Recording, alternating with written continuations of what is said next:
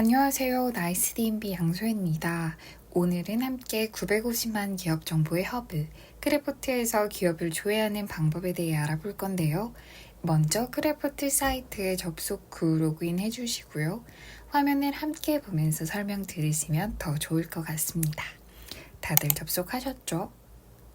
이번 시간에는요, 기업 조회부터 CRI 등급은 무엇인지, 기타 신용등급 지표, 그리고 변동정보, 재무정보를 함께 살펴보겠습니다. 자, 좌측의 사람은 리드 고객을 발굴하고 싶은 마케터일 수도 있고, 학생들이 현장 실습 나갈 만한 기업 리스트를 구축하는 선생님일 수도 있습니다. 전국의 수많은 회사 중 내가 원하는 조건의 회사를 찾기란 쉽지 않겠죠. 크래포트는 이에 대한 솔루션을 제공하는데요. 지역, 종업원수, 산업 등 다양한 조건의 필터링을 걸어 내가 원하는 기업을 찾을 수 있습니다. 그럼 저와 함께 기업 상세 검색을 한번 같이 해볼까요? 경로는 기업 탭에서 기업 상세 검색으로 가시면 되고요. 저는 한번 반도체 산업을 검색해 볼게요. 종업원도 넣어주시고요. 검색 버튼을 누르시면 해당하는 기업에 대한 정보를 볼 수 있습니다. 내가 조회하기를 원하는 기업이 정해져 있다 싶으면 홈 화면에서 검색을 할 수도 있습니다. 사업자 번호, 법인 번호, 회사명으로 다양하게 검색을 할 수 있고요. 저는 나이스 D&B를 검색해 볼게요. 클릭하시면 이렇게 기업 개요에 대한 정보를 확인할 수 있습니다. 조금 더 내리면 CRI 등급이라는 것이 존재하는데요. CRI 등급에 대해 처음 들어보신 분들이 많을 것 같습니다. 모든 기업이 나이스 D&B에서 신용평가를 받을 수는 없겠죠. 재무제표가 없는 기업도 있을 겁니다. 이런 기업들이 심사자의 별도의 신용평가 프로세스 없이도 신용등급이 실시간으로 자동 생성 가능하도록 개발한 것이 나이스 D&B의 CRI 자동 산출화 등급입니다. 예시로 한 기업을 함께 조회해 볼까요? 더보기를 누르시면요, CRI 등급의 변화 과정을 확인할 수 있습니다. 이 기업은 최근 등급이 하락한 것을 확인할 수 있는데요. 스크롤을 내리셔서 클릭하면 하락 이유를 조회할 수도 있습니다. 다시 돌아가서 더 하단으로 내리면 현금 흐름 등급, 기업 조사 등급, 유가증권 평가 등급이 있죠. 이 등급들은 자동화 산출된 등급은 아니고 평가를 받은 등급입니다.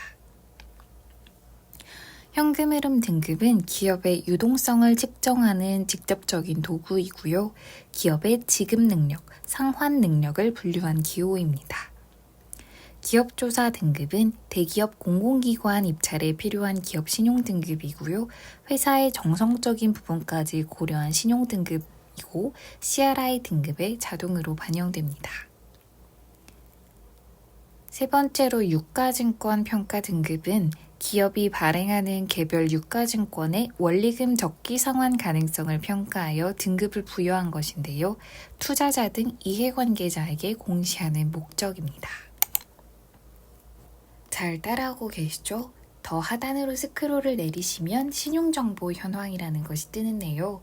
단기연체라던가 당좌거래가 정지되는 등 신용정보에 유의미한 영향이 있으면 수집해서 디스플레이 됩니다. 활성화된 탭을 클릭하시면 해당 정보를 확인할 수도 있고요. 지금 같은 경우는 내가 일일이 조회를 해야 하지만 변동 내역이 있을 경우 내 메일로 자동으로 수신되는 서비스에 대해서는 다음 영상에서 다룰 예정입니다. 개요 변동도 눌러보시면 대표자가 변경된 것을 확인할 수 있고요. 다음으로 유의미한 참고사항이 될 수 있는 것이 고용지표인데요.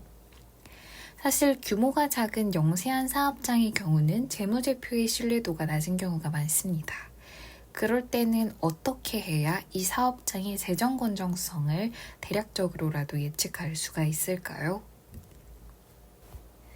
회사가 힘들 경우 고정비, 즉 인건비를 줄이려는 경향이 높아지기 때문에 고용인원이 줄어듭니다. 반대로 회사 규모 및 사업을 확장하는 경우 고용인원이 꾸준히 증가하기 때문에 고용인원 변동 현황도 또 하나의 지표가 될 수 있습니다. 재무정보 탭에 가시면 주요 재무정보와 함께 시각화한 이미지를 확인하실 수도 있고요. 재무정보 탭에 가시면 재무제표를 요약형, 표준형, 분석형으로 조회할 수 있습니다. 재무분석 탭에 가시면 주요 재무지표들을 확인할 수 있습니다. 이번 영상에서는 빠르게 기업 정보를 조회하는 방법에 대해 알아보았습니다. 그렇게 어렵지 않죠? 그럼 다음 영상에서는 크레포트를 더욱 알차게 활용하는 거래처 등록에 대해 다루겠습니다. 수고 많으셨습니다. 감사합니다.